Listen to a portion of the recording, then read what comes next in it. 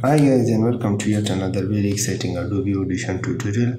And in this tutorial we will talk about the spot healing brush tool and how it is used to remove unwanted frequencies.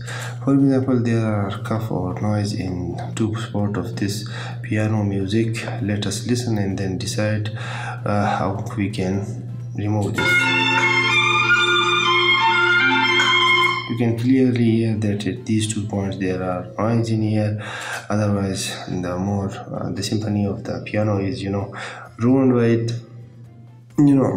This is a very tricky noise to be removed because it's in a vertical line, not in a horizontal line. In a horizontal line, we can measure that at which hertz that frequency is playing. Like a few tutorials previously, that we removed the ringtone from our recording, which was a terrible audio track, but it still worked very well because we select the all frequency vertically with the marquee tool and then totally delete it, and our audio was not totally ruined, although it was affected to some extent.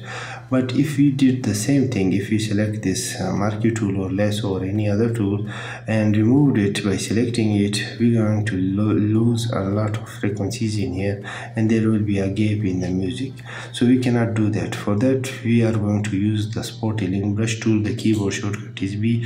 It is the same tool just like in the Photoshop, in which it is used to remove certain frequencies, certain minor spots or blemish on your picture that otherwise could be very hard to remove. It works on the same principle in here.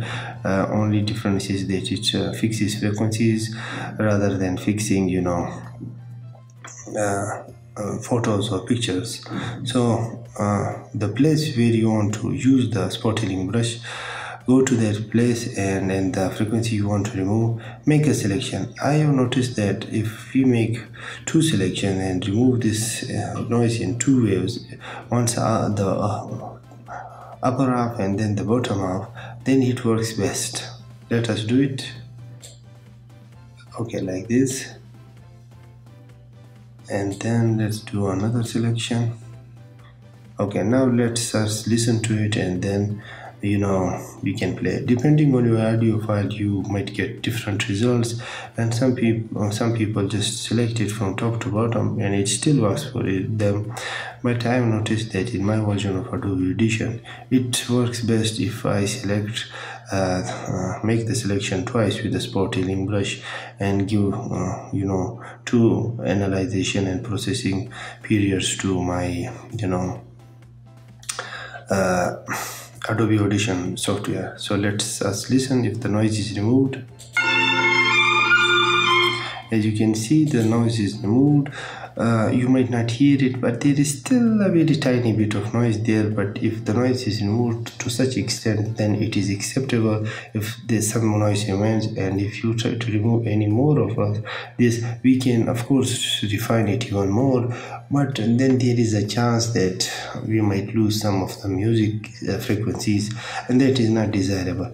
If your noise is reduced always your audio file to an extent that it is imperceptible by the people even when they are paying attention to it, then it is totally acceptable, because noise can never be removed 100% because frequencies does not go to full zero, or because their amplitude remains to some extent. The only thing is that we can do to it is to remove or lower it so much that people does not notice it and it does not ruin our music. Now let us come and do the same healing to this place. We want to heal first the top place, and it's analyzing. It is remove the noise. Now let us remove the bottom half noise.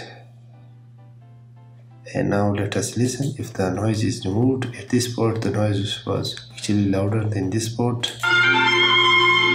You can hear that there is some noise. Maybe if I made a small selection more, let us listen to it now. You can hear a little bit of the noise, but it depends on you how much refinement you want and how much refinement you want to get out of your work. I think this much of work is or noise reduction is acceptable for me, and I don't mind it because most of my audience and the people that I'm going to be creating the sound for, they would won't be able to notice it, and many even who paid attention, and if I told them that where the noise is, they won't be able to tell. They are only able to tell when they see the spectral frequency display, and of course that's not going to be available in the final media. So with that said, now you know how to use the spot inning brush tool in Adobe Audition, and I hope that you like this tutorial, and I will see you hopefully in the next tutorial. Until then, good night.